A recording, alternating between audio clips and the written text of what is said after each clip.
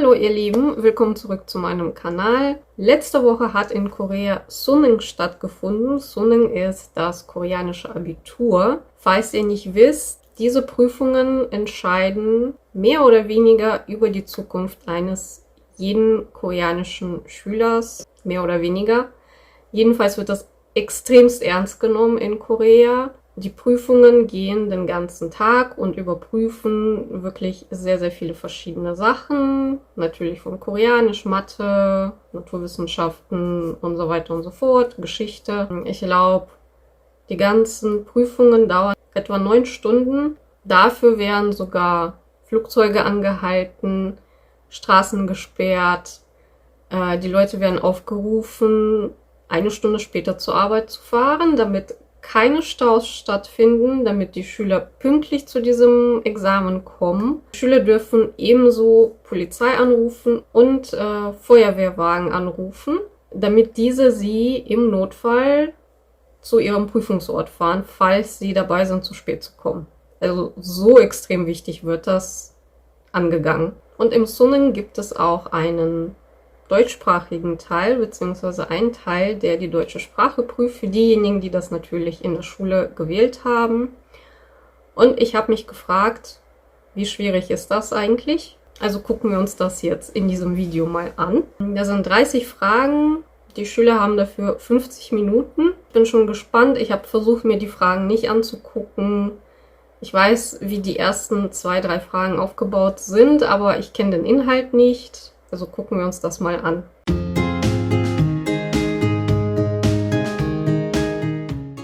So, erstmal hier den Timer setzen. 50 Minuten. Und los geht's. Frage Nummer 1. Also man muss das Wort finden, was die gleiche Aussprache hat wie das unterstrichene Wort bzw. der unterstrichene Buchstabe. Viel Glück bei der Prüfung, danke gleichfalls. So, wir suchen jetzt nach dem gleichen Laut wie das G im Glück. Glück. Berg. Ich würde sagen, nein. Übung auch nicht. Hunger. Glück. Hunger. Vielleicht. Spiegel. Glück, Spiegel.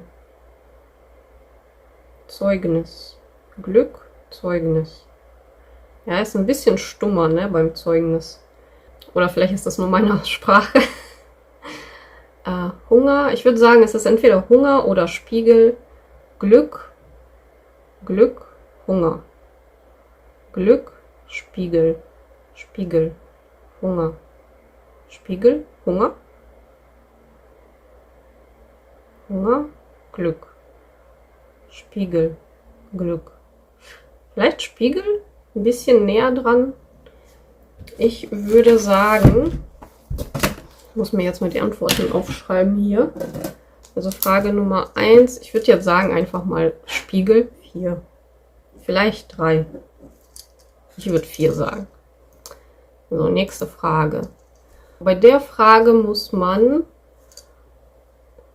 Lücken füllen und dann ein Wort daraus bilden und dann dieses Wort übersetzen, also die Übersetzung für dieses Wort finden. So, wir haben Buch, U-N, Dose, U-N-D-M.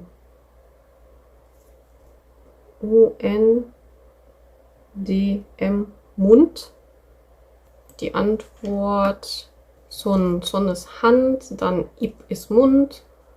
Ko, Nase, also 2 auf jeden Fall. Mund. So, nächste Frage. Fingern. Lücke füllen. Wie war die hierher? Sie dauerte nicht so lange. Wie war die Luft hierher? Wie war die Fahrt hierher? Straße, Autobahn, Einladung. Wie war die Fahrt? 2. Nächste Frage. Jetzt muss man eine Antwort finden, die in beide Lücken passt. Die Frau hat Kind vor einer Weltreise geträumt?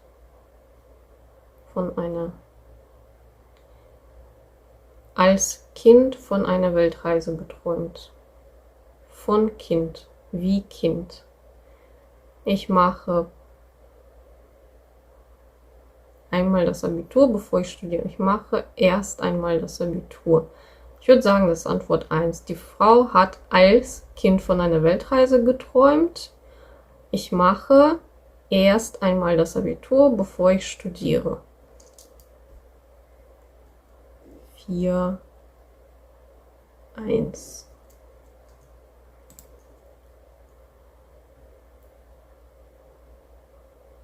So, jetzt muss man ein Wort finden, das in alle Lücken passt. Das Geschäft heißt jetzt anders, liegt jetzt anders, erzählt anders, reserviert alles anders, buchstabiert anders. Heißt wahrscheinlich. Der Mann heißt die Gäste willkommen, die Lehrerin heißt mit Nachnamen Schneider. Ja. 5, 1. Okay. Wieder die Lücke füllen. Wer ist das hier auf dem Foto? Das ist mein Bruder Sven. Mit meiner Schwester sind wir 3.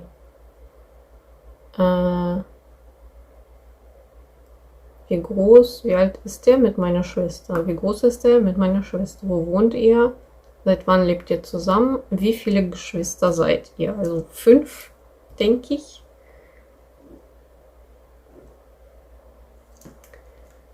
So.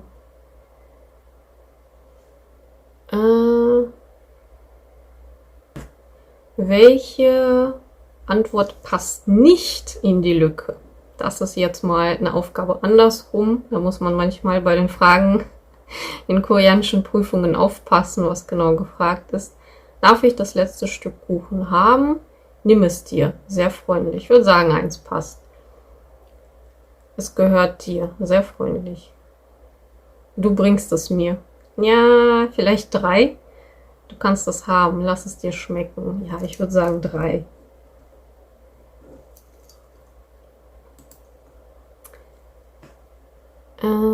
Wieder das Passende, nicht mehr das Unpassende. Kauf doch das rote Kleid, das steht dir prima. Tut mir leid, ich nehme es. Einverstanden, ich nehme es. Ich bin dagegen, das glaube ich nicht. Ich bin anderer Meinung. Ja, ich würde sagen 2, ne?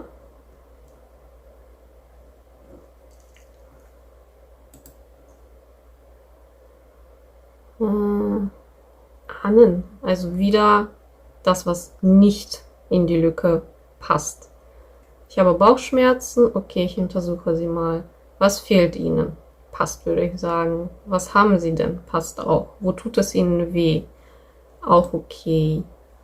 Wo haben Sie Schmerzen? Ich habe Bauchschmerzen. Wie oft nehmen Sie Medikamente? Ich habe Bauchschmerzen. Ja, ich würde sagen Nummer 5 dann.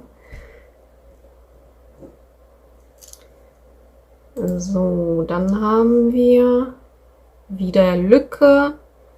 Frage, ein bisschen. Ich habe es in der Schule gelernt. Können Sie Deutsch? Könnte passen. Wie schreibt man das? Nein. Was ist Ihr Lieblingsfach? Nein. Welche Sprachen kennen Sie uns aus Deutschland? Ich würde sagen 1, ne?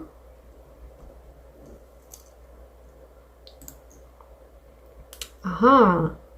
So, bei der Frage muss man das auswählen, was eine Aussage auswählen, die über Julia stimmt. Julia hört auf Musik und tanzt dazu. Sie lernt es seit 10 Monaten. Auch sonst macht sie gerne Sport und ist viel auf den Beinen. Im Winter fährt sie am Wochenende Ski und im Sommer geht sie unter der Woche schwimmen. Sie treibt keinen Sport. Nein. Sie fährt jeden Tag Ski. Nein. Sie tanzt oft nach Musik. Sie hört auf Musik und tanzt dazu, ja. Sie lernt immer zu Hause. Dazu wird nichts gesagt. Sie schwimmt am Wochenende. Unter der Woche geht sie schwimmen. Also würde ich sagen, sie tanzt oft nach Musik. Also Nummer 3.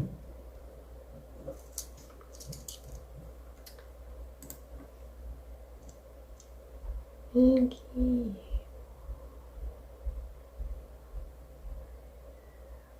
So, ja, hier muss man sich die Grafik anschauen und dann die passende Antwort finden.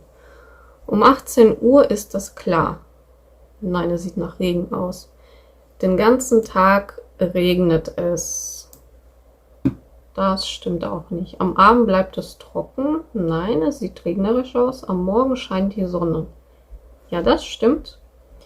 Am Mittag ist es kühler als am Abend. Mittag ist es kühler. Nein, das sind 23 Grad. Also am Morgen scheint die Sonne. Nummer 4.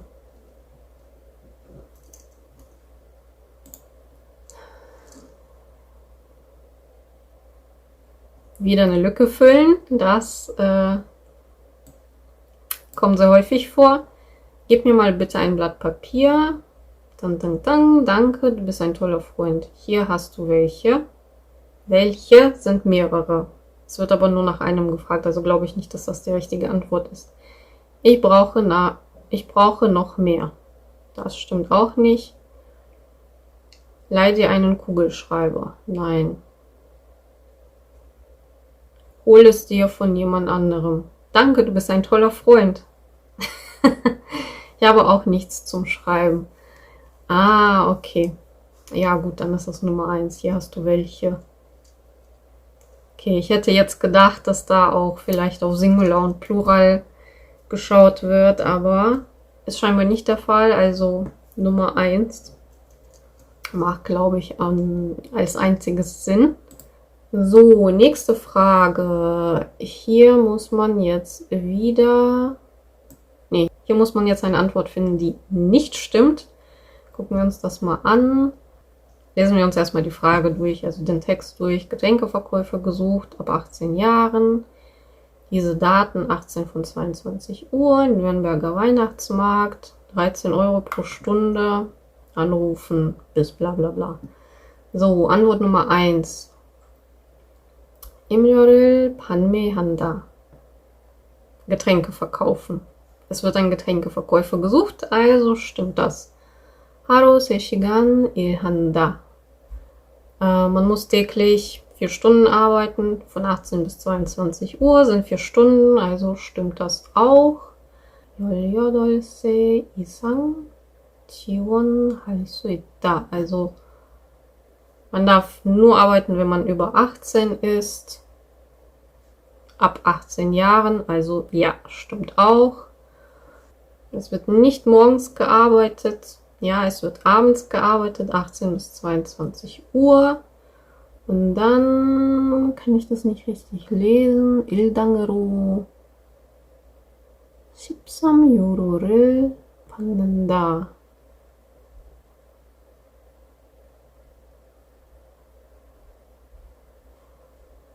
Für den ganzen Tag bekommt man 13 Euro, was nicht stimmt, sondern man bekommt 13 Euro pro Stunde.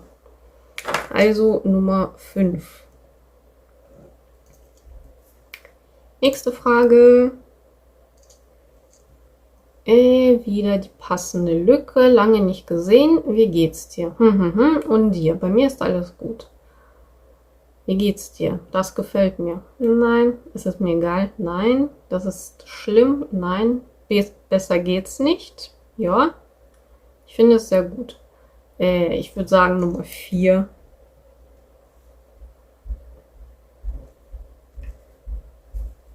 So. Nächste Frage.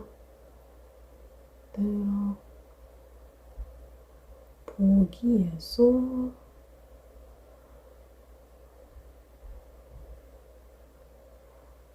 Man sollte die richtige Lücke finden. Warum kommst du nicht? Ich. Meine Füße tragen mich nicht mehr. Na gut, dann machen wir auf der Bank eine kurze Pause. Warum kommst du nicht? Ich bin kaputt. Ja. Bin ganz froh, kann nicht weiter, brauche deine Hilfe.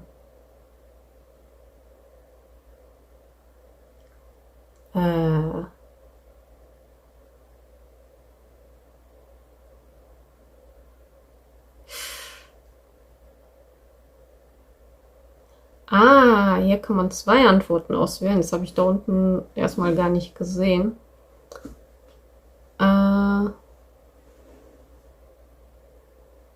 Dachte schon, 2 Antworten passen doch. Also B und C. B und C wäre Nummer 3. Na? Ach, Quatsch. A und C. A und C. A und C. Ich bin kaputt und ich kann nicht weiter. Meine Füße tragen mich nicht mehr. A und C wäre Antwort Nummer 2. Frage Nummer 17. Hier muss man ankreuzen, wann die Konversation stattfindet. Also, los geht's. Die Bibliothek macht in 25 Minuten zu. Warum? Sie ist doch bis 20 Uhr geöffnet. Nein, Freitag schließt sie schon um 18:30 Uhr. Ach, du hast recht. Also 18:30 Uhr schließen, aber sie macht in 25 Minuten erst zu. Das heißt, es ist 18:05 Uhr. Und damit wäre es Antwort Nummer 3. Richtig? Richtig. So, 17,3. Frage Nummer 18. Man muss die richtige Haltestelle eintragen. Wann kommen wir am an?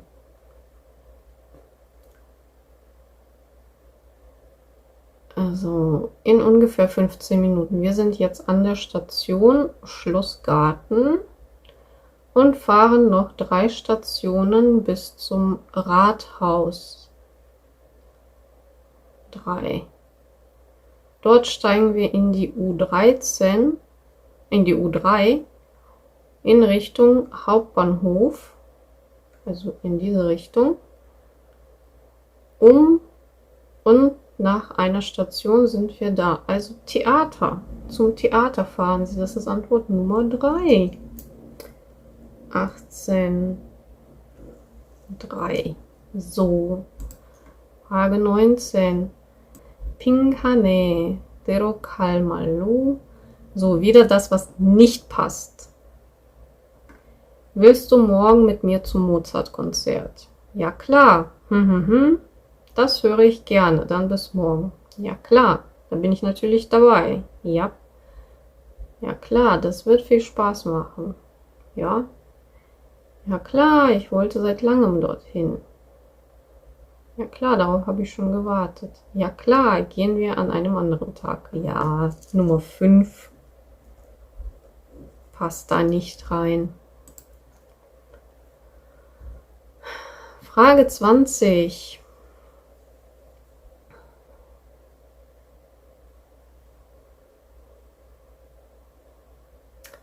Hier muss man die richtige Reihenfolge von den Sätzen aus dem zweiten Kästchen finden. Frage. Darf ich Sie mal etwas fragen? Ja, kein Problem. Wollen Sie sonst noch? Nein, das nicht. Fährt heute noch ein Zug nach Dortmund? Hey, Dortmund. Ich bin aus dem Ruhrgebiet übrigens. Ja, um 21:42 Uhr.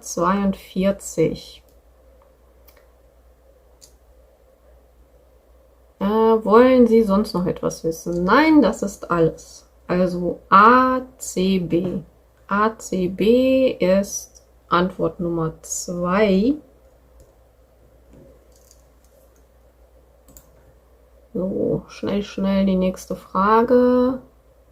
Wieder die passende Lücke. Wohin kommen die Gläser? Sie sind nicht schön. Der Schrank ist schon voll.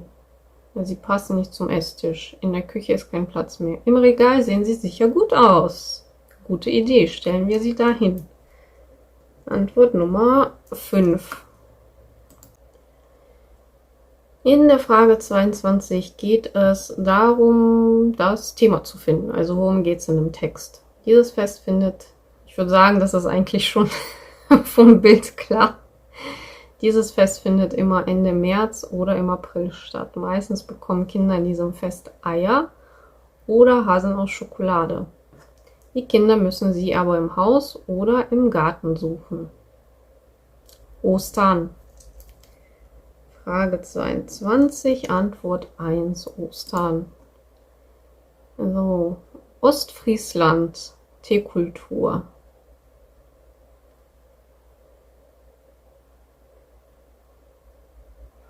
Oh, das ist aber nicht so schön sichtbar.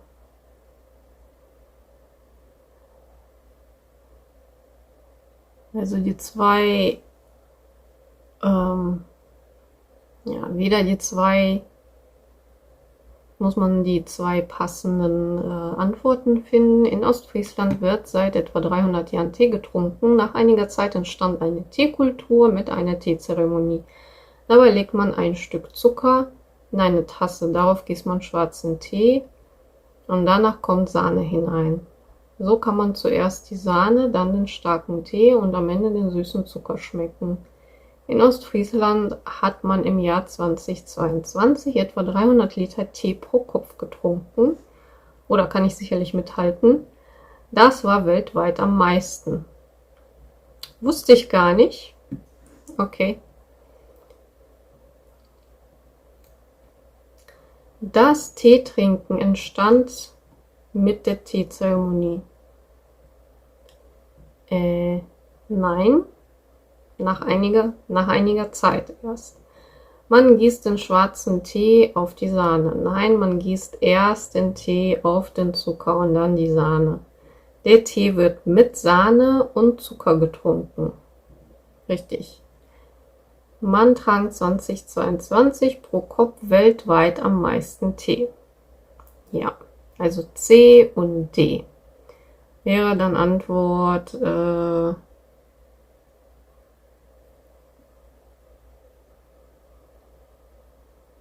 wäre dann Antwort 5.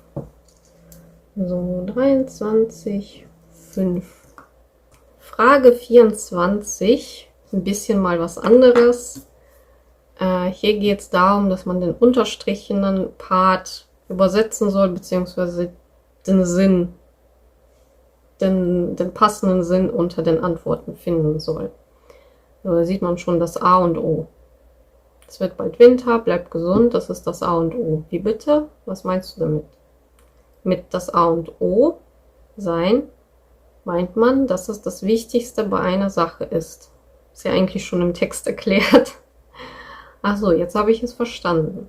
Also jetzt ist es natürlich für jemanden die zweite Fremdsprache, das heißt, man muss verstehen natürlich auch, was das Wichtigste bedeutet, und auf Koreanisch ist das halt die Antwort Nummer 2.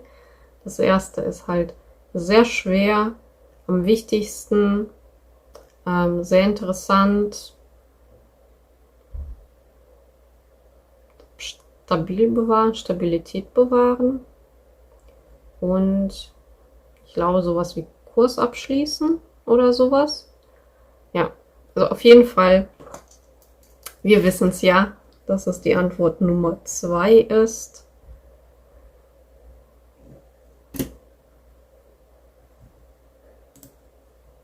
Caspar David Friedrich, aha. Ich finde es ja interessant, dass jetzt auf einmal die Antworten auf Koreanisch kommen und nicht mehr auf Deutsch.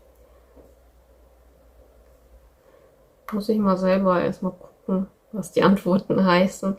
Aber lesen wir erstmal den Text. Caspar David Friedrich ist einer der berühmtesten Maler der deutschen Romantik. Er kam 1774 in Greifswald zur Welt und starb 1840 in Dresden. Friedrich malte viele schöne Landschaften. Seit der Jahrhundertausstellung von 1906 in Berlin interessiert sich bis heute ein breites Publikum für seine Bilder. So, die Antwort Nummer 1 ist, dass er in Dresden geboren ist. Nein, er ist in Greifswald geboren. Nummer 2 ist, dass er sein Debüt 1974 gefeiert hat. Nein, dann ist er geboren worden. Er hat viele schöne Landschaftsbilder gemalt. Das stimmt.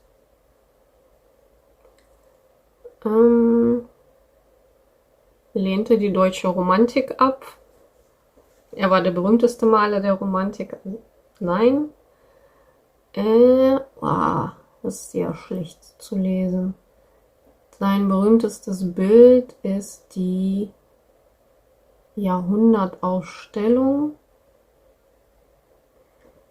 Nee, die Jahrhundertausstellung war ja kein Bild, also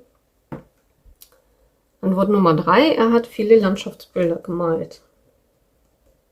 So, 25, 3, ne? Ihr merkt schon, das wird ein bisschen schwieriger, also wenn ihr euch überlegt, dass ihr das in einer Fremdsprache alles verstehen und machen müsst, dann im Vergleich zu den ersten Fragen, die wir hatten, ist das ja schon schwierig. Oh, hier sind die Antworten wieder auf Deutsch. Schön. Rehdach. Reddach.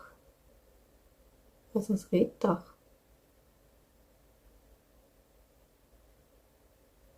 Ah, okay. So eine Dachart, okay. Ja, da muss man wieder passende Antwort zum Text finden. Reddächer gibt es schon seit einigen tausend Jahren. In Deutschland kann man sie in der Nähe des Meeres im Norden finden. Ja, deswegen kenne ich sie nicht so wirklich. Unter einem Reddach herrscht ein angenehmes Raumklima. Im Sommer bleibt es kühl und im Winter warm.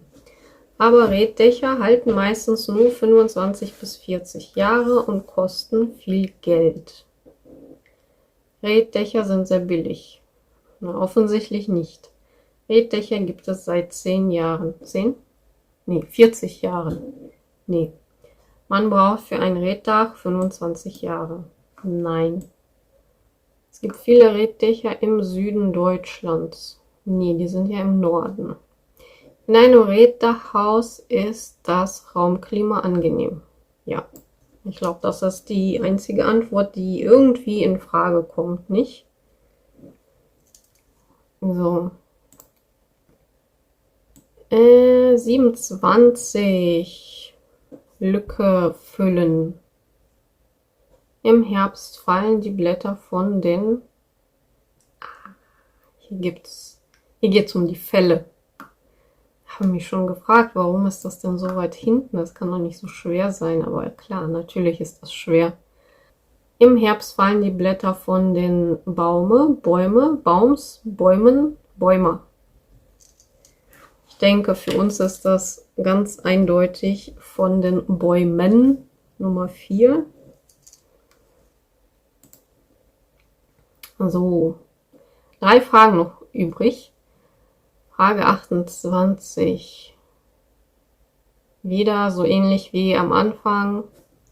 Man muss die beiden Lücken einsetzen. Komm herein und setz dich. Achso, und setz dich. Ich dachte, der Satz geht weiter. Ich danke dir. Setz dich und dir. So, Nummer 2 wäre das dann. 28,2. So, Frage 29. Hier muss man die Antwort oder Antworten, die Antwort wählen, die zeigt, wo der unterstrichene Teil des Satzes richtig ist. Das heißt, es kann aber sowohl nur eine Antwort sein, als auch 2 Antworten sein, als auch alle 3 Antworten sein. Das ist natürlich schwierig, da irgendwas zu erraten, wenn man keine Ahnung hat. Der Arzt besucht gerade eine Kranke. Kann man sagen, oder? Sie trifft 2 Verwandte im Restaurant. Ja, ich würde sagen auch. Der Urlaub des Beamters ist bald zu Ende. Der Urlaub des Beamters?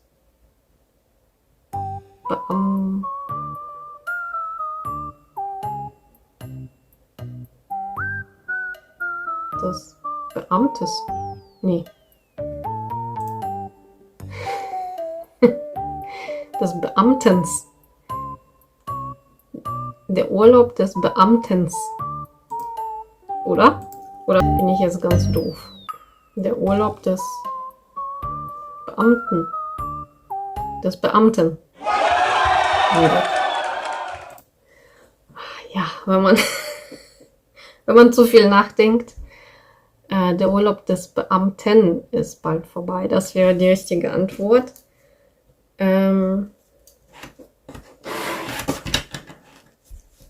Das heißt, C ist falsch, aber A und B sind richtig. Das heißt, Antwort 3 ist richtig.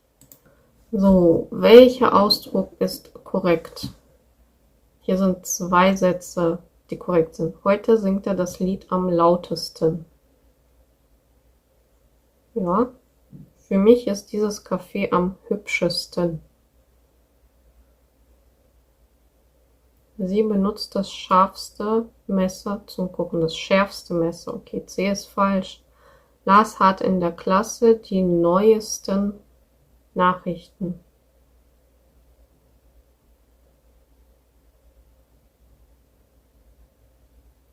Lars hat in der Klasse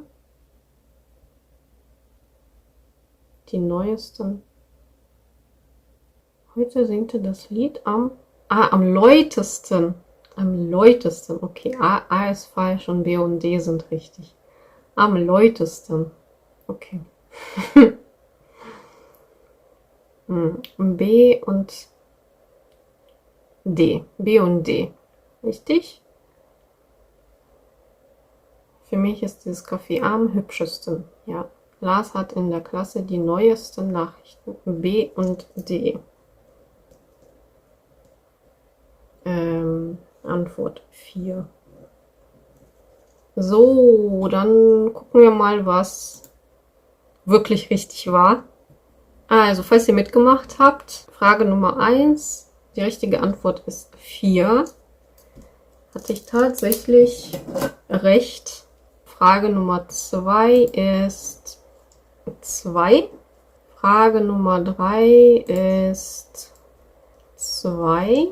So, Frage Nummer 4, 1. Frage Nummer 5 ist auch 1. Frage Nummer 6 ist 5. 7 ist 3. 8 ist 2. 9 ist 5. 10 ist 1. 11 ist 3. Bisher hatten wir alles richtig. Dann 12 ist 4. 13 ist 1. 14 ist 5. 15 ist auch. Ne, 15 ist 4. 16 ist 2. Ja, 17 ist 3. 18 ist auch 3. 19 ist 5. 20 ist 2. 21 ist 5. Ja, 22 über Ostern ist 1. Das war auch klar. Dann Teezeremonie ist 5. 24 ist 2. Caspar David Friedrich ist 3. Dann die Reddächer ist 5. Die Herbstblätter ist 4. Dann Frage 28 ist 2. So, dann 29 ist 3. Und 30 ist 4.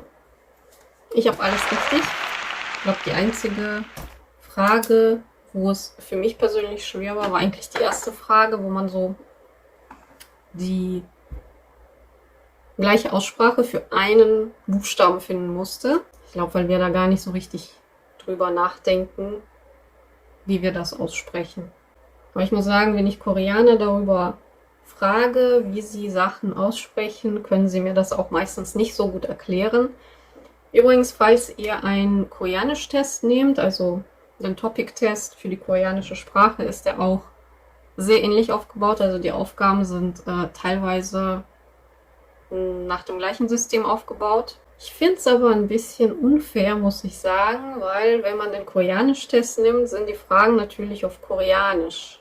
Aber sowohl beim englischen Examen als auch beim deutschen Examen sind die Fragen auch auf Koreanisch. Also sind nicht in der entsprechenden Sprache gestellt. Was ich nicht so ganz verstehe, weil wenn ich mir so die Texte hier angucke über Caspar David Friedrich und Romantik und Landschaftsbilder und so weiter, dann würde ich mir eigentlich denken, dass die Schüler auch locker verstehen könnten, wenn da steht, füllen Sie die Lücke aus oder finden Sie die passende Antwort für die Lücke oder finden Sie die Antwort, die nicht in die Lücke passt. Dieses Level an Englisch oder Deutsch sollte man schon haben, wenn man solche Texte dann im Examen verstehen muss. So, erzählt doch mal, wie ihr diesen Test fandet. Findet ihr, es ist schwierig für Abiturienten oder nicht schwierig? Wie war das bei euch im Abi vielleicht? Würdet ihr so einen Test bevorziehen bei einer Prüfung oder findet ihr eigentlich besser das, was wir in Deutschland haben oder in den deutschsprachigen Ländern? Schreibt mir mal in die Kommentare, was ihr vom Suning haltet.